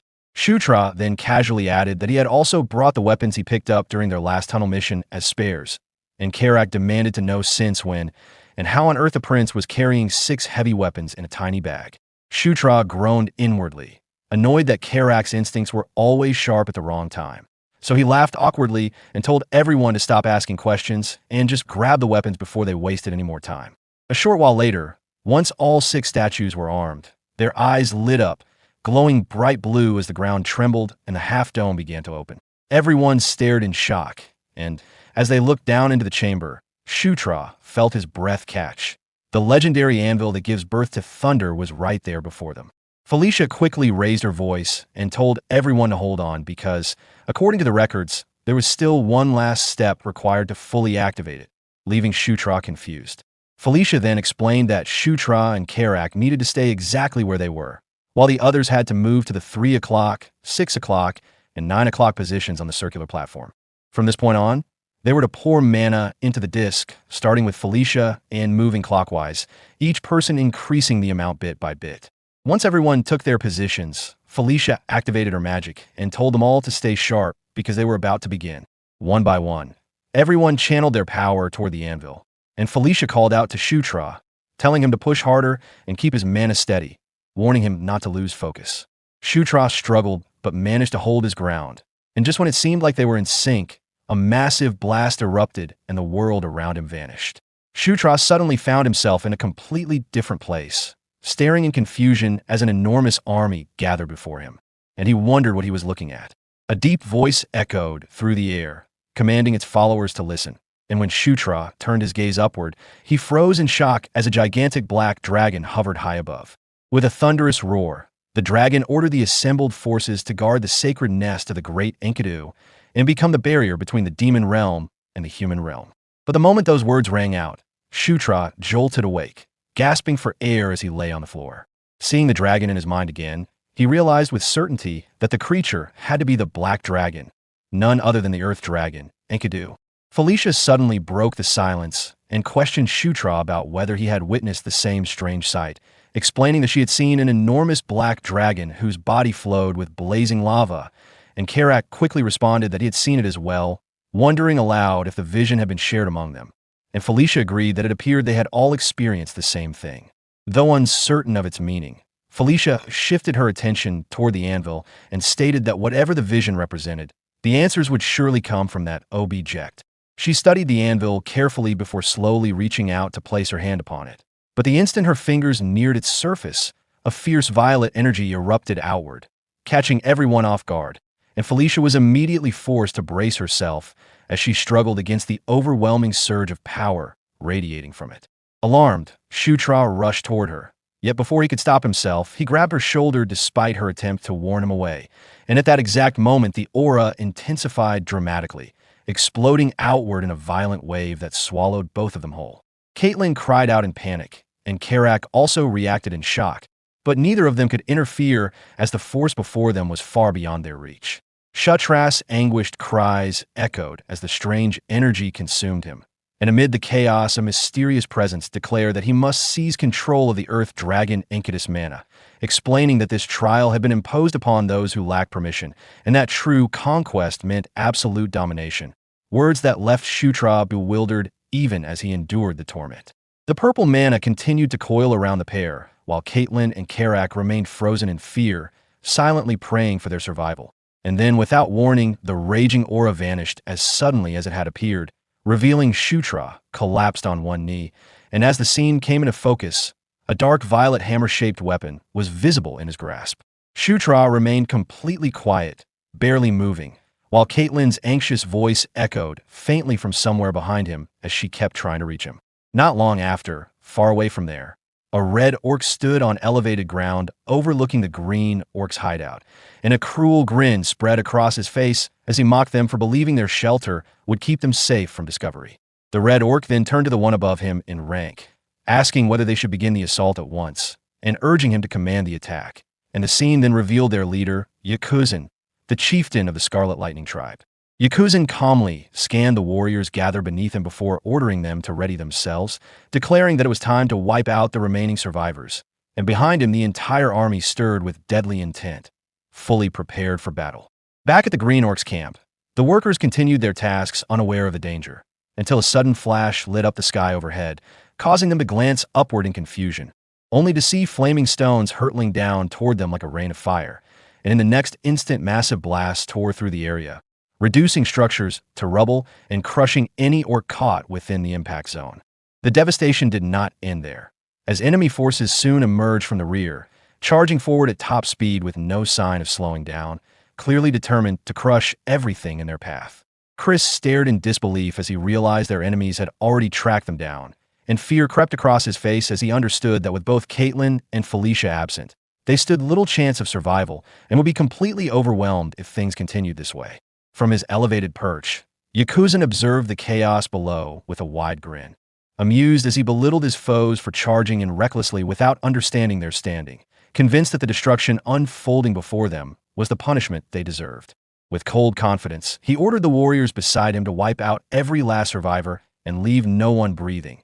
Yet at that exact instant, something strange happened as his fingers began to shake uncontrollably, and confusion spread across his face when he realized he could no longer move his hands as he wished. Suddenly, the swamp mammoths released a thunderous roar that shook the battlefield, and instead of continuing their assault on the green orcs, their massive eyes locked onto the red orcs beneath them before they began crushing and trampling Yakuzen's forces without hesitation. Watching from above, Yakuzen was left stunned, unable to comprehend why the beast had turned against his own army so abruptly. From a distance, Chris witnessed the shocking reversal and stared in disbelief, quickly piecing together what it could mean, realizing that there was only one explanation, and that Shutra and the others must have succeeded in claiming the anvil. A short while earlier, Shutra had been seen gripping a dark violet hammer that radiated immense power, and as he examined it in confusion, a presence informed him that the weapon was called the Thunder Hammer, the counterpart created to stand beside the anvil. Felicia, barely managing to steady herself on her feet, remarked that it appeared Enkidu had selected Shutra as its bearer, leaving him startled by the implication. Struggling yet determined, she urged him to act and make use of the weapon. And as Shutra glanced down at the hammer in his grasp, he felt the dragon's mana guiding his thoughts, teaching him that its true purpose was to dominate, overpower, and command absolute submission. Shutra quickly understood that the secret lay in striking the anvil, the source that gave life to thunder itself. And once the realization clicked, he lifted the hammer above his head with a faint, confident grin, deciding that it was time to bend the swamp mammoths to his will. The moment the hammer crashed down against the anvil, a blinding surge of energy burst outward, spilling into the air with overwhelming force. Instantly, the swamp mammoths that had once obeyed the enemy shifted allegiance, falling under Shutra's command as if their chains had been rewritten. In another part of the battlefield, the massive beasts rampaged through the red orc ranks, their strikes causing violent explosions that tore through the ground and scattered soldiers in every direction. The red orcs were thrown into confusion, unable to understand why the creatures they controlled were now slaughtering them, and panic spread as they fled desperately from the enraged mammoths. At that very moment, Vandal entered the fray, cutting down opponents one after another as he carved a brutal path forward. Realizing that the sudden change could only mean the prince and princess had succeeded, he rallied his warriors and seized the opportunity, commanding them to press the attack, eliminate every foe, and allow no survivors to escape, and his troops responded with fierce determination as they charged back into combat. With momentum now on their side, Vandal's forces began overwhelming their enemies, steadily crushing the resistance that had once cornered them. Watching from a distance, Yakuzen stared at the chaotic scene in disbelief before turning to one of his warriors to demand an explanation for the mammoth's betrayal. And though his subordinate admitted ignorance about who could wield such terrifying mana, he cautiously suggested retreating to regroup and strike another day, advice that only deepened Yakuzen's frustration. A sudden blast erupted near them, and through the smoke Chris stepped forward, positioning himself directly before the enemy chieftain. Standing face to face with Yakuzen, Chris declared that their defeat had arrived and even offered them a chance to give up, promising a quicker end if they did, words that only fueled Yakuzen's fury. Enraged, Yakuzen drew his weapon and rushed forward with the intent to rip Chris apart. But Chris remained calm and unleashed his beast god fist art without hesitation, the devastating strike landing cleanly and ending the chieftain's life on the spot. The sight of their fallen leader shattered the morale of the red orcs, and terror spread among them as they turned and fled in all directions. Chris brushed the blood from himself and calmly noted that all that remained was to hunt down the survivors. Inwardly, he admitted that without Shutra and Felicia turning the tide, their forces would have faced disaster, and he glanced toward the sky, silently hoping the two of them were safe. Elsewhere, a large screen displayed the battlefield, and the six watched the events unfold in real time. Karak stared in disbelief, wondering if this was truly what the swamp mammoths were witnessing, and Felicia confirmed it, explaining that the anvil granted authority over every treasure guardian. Her face had grown noticeably pale, yet she shifted the discussion to reassure them that the Scarlet Lightning tribe would now be protected thanks to the anvil's strength. But just as she finished, her body gave out, and she dropped to the ground before forcing herself back upright. The others hurried to check on her, worried by her condition, though she insisted she only needed rest and would recover soon. As they prepared to move out, Felicia suddenly sensed something wrong and realized that Shutra was nowhere to be seen, prompting her to call out his name into the empty space. Shutra finally felt a moment of relief in a quiet spot, and as he did, a flood of notifications appeared, showing that he had gained several levels. Curious, he wondered if his recent growth was linked to controlling the relic of Enkidu. At the same time, a system message popped up indicating that his conquest rank had increased, leaving him puzzled about its significance. When he checked his skills, he was shocked to see that even the Under the King's Banner ability had improved, and he realized that it seemed to level up together with his conquest skill. Though he didn't fully understand the connection, he knew that any growth in his main abilities could only benefit him. His attention then turned to the King's Knight skill, which, based on its name, sounded like it involved summoning allies. Suddenly, a voice called from behind, and when he turned, he saw Caitlin standing there. Memories of leaving without a word flashed through his mind, and he moved to make amends, only to have Caitlin strike him sharply on the head. She was furious at his sudden disappearance, and though he held his throbbing head, he quickly offered an apology. Caitlin, despite her frustration, seemed relieved that he was unharmed and indicated they would need to spend the night there, which left Shutra confused, as he had assumed they were heading straight back. Caitlin explained that they had planned to return directly, but an unexpected issue had come up, and Shutra found himself curious about what it could be. She revealed that Felicia had fainted. Soon after, they arrived back, and Caitlin informed Shutra that Felicia had just been freed after being captured by the Scarlet Lightning tribe, but she had overexerted herself. Shutra saw Felicia being tended to, lying weakly as they treated her. Caitlin mentioned that before collapsing, Felicia insisted she only needed some rest, though Caitlin wasn't sure when or if she would regain consciousness. Without Felicia, they couldn't even summon their phantom steed, so for now, they had to keep a close watch on her condition. Shutra agreed, but couldn't help worrying quietly to himself about her recovery. As night fell, everyone else drifted into sleep, but Shutra stayed alert, pondering whether his stamina had fully returned after leveling up. He felt surprisingly energized and wondered if it made sense to just wait out the night. At that moment, his attention was caught by something unusual, a door appearing before him. Thinking it through, he realized that since they were in ruins, it likely held hidden weapons and treasures, along with traps and guardians waiting inside. Shutra summoned his magical hammer and wondered if that made him the master of the ruin, since the anvil's power only activated here and gave him near limitless control. Inside these walls, the hammer's strength was absolute, essentially granting him unrestricted access to the entire dungeon. Nearby, Karak was asleep, but a voice repeatedly called his name until he finally woke and saw Shutra, who motioned for him to follow. They soon walked down a long corridor together, and Karak hesitated, worried if it was safe to move through the ruin like this and what dangers might lie ahead. Shutra reassured him that as the ruler of this place, there was nothing to fear and reminded Karak that ruins were full of valuable weapons worth exploring. Karak nodded, but then froze in shock as a massive creature appeared before them. Shutra explained that it was an arc golem shaped like a griffin, and Karak struggled to understand what that meant. Shutra simply told him to consider it an incredibly powerful monster. He added that if they had entered blindly, they could have been killed instantly, and Karak, disturbed by the thought, urged Shutra to stop speaking such ominous words and suggested they leave immediately. As the two passed by the monster, Karak remarked that the giant's presence was terrifying and that he would rather avoid fighting such a creature if possible. Shutra, upon hearing this, laughed and considered Karak somewhat cowardly, though Karak clarified that he was not a coward but simply cautious. Moments later, they reached a room, and upon entering, they discovered it was filled with treasures and weapons, prompting Karak to excitedly declare that they had found the treasure. He eagerly showed the prince an impressive piece of armor he had picked up, and Shutra acknowledged that it looked quite good. As he examined it more closely, he sensed a subtle flow of mana and realized that it was magical armor. He then offered it to Karak since it would not fit him anyway, and Karak, delighted by the gesture, accepted it with gratitude. Soon after, Shutra noticed something else, and upon picking it up, he wondered if it was a collection of ancient gold coins. He decided that it would be best to store all useful items in his inventory first. He then instructed Karak to gather anything of value.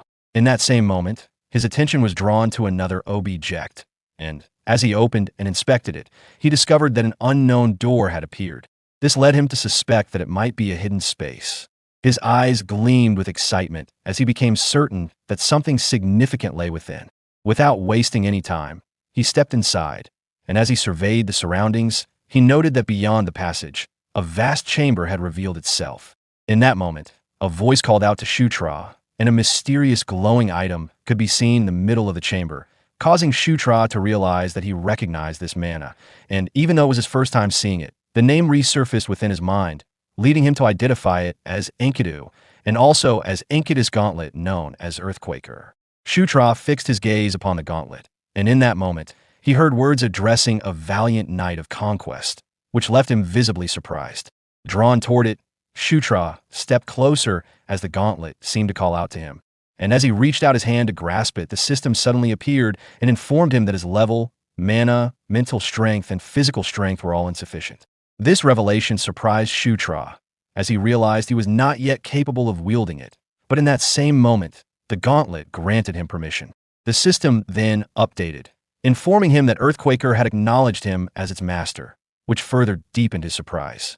The gauntlet began to shine with a brilliant light, and the system confirmed that the user of Earthquaker had now been changed to Shutra.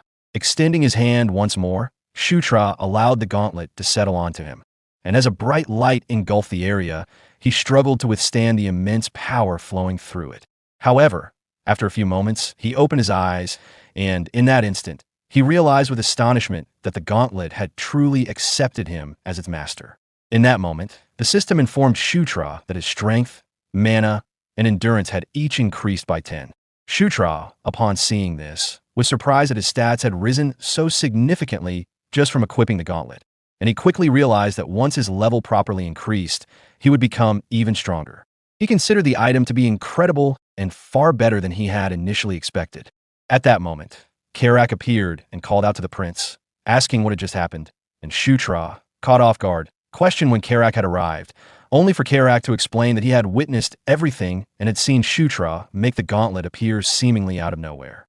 Shutra responded with nervous laughter, acknowledging that Karak had indeed seen everything, while internally thinking that if something like his inventory ability were to be exposed, it would become a serious inconvenience. Karak then remarked that whatever it was, it would only bring trouble if others were to discover it, which surprised Shutra upon hearing it. Karak smiled reassuringly and conveyed that there was no need to worry, as the secret would remain strictly between the two of them, and he firmly intended to take it to his grave. Shutra was about to respond, but Karak shifted the conversation, suggesting that since they had gathered everything of value, it was time to head back, and Shutra, appreciating Karak's understanding and his decision not to pry further, gave a small smile before agreeing that they should return. Right then, as the two were heading back, Shutra noticed something and asked Karak to wait for a moment, prompting Karak to question what it was this time, and Shutra pointed out that there was something over there that they needed right now, though Karak remained confused about what the prince was referring to. Moments later, Felicia could be seen drinking a magical potion, and as its effects activated, a bright green light shone, allowing her to finally open her eyes. Shutra, holding Felicia in his arms, checked if she was awake, and Felicia responded by calling out his name. Caitlin, witnessing this, felt immense relief that Felicia was safe, while Felicia, still recovering, asked what had happened. Caitlin, wiping away her tears, explained that Shutra had brought back a mana recovery potion, leading Felicia to wonder where he had obtained it from. Shutra then reminded them of their current location, prompting both of them to realize that they were inside the ruins. With a reassuring smile, Shutra told them not to worry, reminding them that he was now the ruler of these ruins, and he instructed Felicia to rest, assuring that once she fully recovered, her mana would be completely restored. In that moment, Felicia expressed her gratitude, which slightly puzzled Shutra, and as she blushed and nervously played with her hair, she conveyed her thanks to him once again. Moments later, back at the small base, Vandal could be seen expressing excitement at the return of Shutra and the others, confidently stating that he had known from the beginning that the prince and princess would succeed, and he praised everyone for their efforts. Chris also appeared at that moment, and as he cleared his throat, Shutra looked toward him and acknowledged his presence, while Chris remained silent for a brief moment before finally speaking, somewhat shyly, as he commended Felicia for doing a great job. Felicia turned away from him in response, downplaying her efforts, but Shutra noticed that she was blushing and clearly pleased by Chris' words, leading him to find the situation genuinely heartwarming. Chris then turned as if to leave, but before doing so, he informed them to get some rest and assured them that he and his men would handle the cleanup, which surprised both Shutra and Felicia as they had assumed everything was already finished. Chris further explained that remnants of the Scarlet Lightning tribe still remained, and that the situation would be fully resolved within half a month at most. Upon hearing this, Shutra remarked that it meant they would have a half-month vacation, but Caitlin quickly interrupted as she stepped closer to him, expressing that she wished they could have such a break, causing Shutra to blush slightly, while Caitlin, with a bright smile, reminded him that he still had something to take care of with her. Moments later, a beautiful scenery was shown, and soon after, the scene shifted to Shutra being badly beaten by none other than Caitlin, who urged him to pull himself together, warning that he would continue to suffer if he did not get up quickly, while Shutra remained on the ground, bruised and exhausted. In that moment, Shutra reflected that although he had been prepared, this training for the Beast Fist art was far more brutal than he had anticipated, and he realized that what Caitlin had mentioned earlier was indeed this harsh training, not something else as he had initially assumed. During the first 5 days, it felt as though Shutra did nothing but endure relentless beatings, and it was only after a week that Caitlin's punches began to become visible to him, with further improvement evident by the 11th day of training. At that point, Shutra could be seen actively fighting against Caitlin, and she noted that he was beginning to keep up quite well, while Shutra acknowledged that after all the punishment he had endured, it was only natural for him to improve. Shutra then considered that his progress might have been due to the daily special training, as both his Beast Fist art and aura levels had reached level 5. Caitlin, satisfied with his growth, stated that he was now ready to begin learning the Beast God Fist art, and Shutra questioned whether he was truly ready for it. Caitlin admitted that she was genuinely impressed, noting that she had never seen anyone learn at such a rapid pace before. Shutra, hearing this, allowed himself a small smile as he realized that he was finally about to learn the secret technique of the lycanthropes, the Beast God Fist art. Caitlin in that moment grabbed Shutra's hands and told him that from this point onward she would teach him a new way to wield aura, which left Shutra surprised. With a bright smile, Caitlin instructed him not to miss anything and to follow carefully, and Shutra responded with a smile as he agreed with her guidance. In that moment, aura began to emerge from their hands, and within seconds, a powerful burst of aura erupted from both of them, causing Shutra to close his eyes as he focused, sensing Caitlin's aura as it guided him, feeling that it was similar to the Beast Fist art yet distinctly different at the same time. Shutra realized that he could feel the depth of aura more clearly, understanding it as the very force of life itself, which when pushed to its limits became akin to the power of the soul and conquest, a ferocious and domineering force capable of enforcing submission. As Shutra opened his eyes, he was met with a brilliant light, leading him to wonder if this was the true nature of aura. At that moment, a massive surge of aura appeared, and the system displayed that his levels in both Beast Fist art and aura had increased. Caitlin looked on with pride and praised Shutra's achievement, acknowledging that he had truly succeeded, while the system confirmed that he had acquired Beast God Fist art level 1. With aura now surrounding his hand, Shutra clenched his fist, causing the wind to surge violently, and with a confident expression, he felt satisfied as his level rose to 14. In that moment, he realized that this was only the beginning, and as he stood there, Vandal could be seen in the distance, smiling with clear admiration for what Shutra had accomplished. The next morning, inside the base, Caitlin and Shutra could be seen having their meal together, and in that moment, Shutra brought up a question, asking Caitlin if he could inquire about something regarding Felicia, to which Caitlin responded by asking what he wanted to know. Shutra then questioned why the relationship between Felicia and Chris seemed the way it was, which caught Caitlin by surprise. In that moment, Shutra reflected that Felicia was meant to be a key ally he needed on his side, just like Chris, and if there was any strain between them, it could become a serious issue. He clarified that it did not seem like they were on bad terms, but rather that there was a noticeable distance between them, while Caitlin appeared to struggle with giving a clear answer. She explained that there had not been any direct incident between the two, which led Shutra to wonder what the reason could be. Caitlin then admitted that she was not entirely certain, but she believed it might be related to something involving Chris and Sylvan, which immediately caught Shutra's attention. Caitlin cautioned him that even if Sylvan was not present, his name should not be mentioned so casually, prompting Shutra to apologize and explain that he had simply been surprised. Shutra then reflected internally that Felicia's twin brother, Sylvan Doomblade, had been quite a troublesome opponent back when he played as Zephyr. He continued by asking whether there was some issue between Chris and Sylvan, but at that very moment, Chris suddenly appeared before them, startling both of them. The two reacted with visible nervousness as they acknowledged his presence, while Caitlin questioned what was going on and noted that Chris had arrived earlier than expected. Chris then instructed them to pack their belongings, explaining that the matter had been resolved faster than expected and that they would be departing that very afternoon. Shutra, confused, asked where they would be heading, and Chris responded by questioning whether Shutra was serious before explaining that since their task was complete, they needed to report back. Moments later, outside, Shutra could be seen shaking hands with Vandal, who expressed that everyone had worked hard during their time there and added that he looked forward to the day he would meet the Ninth Prince again, while Shutra replied that he too would be waiting for that moment. Chris then interrupted their exchange and asked if they should set out, and Shutra agreed without hesitation.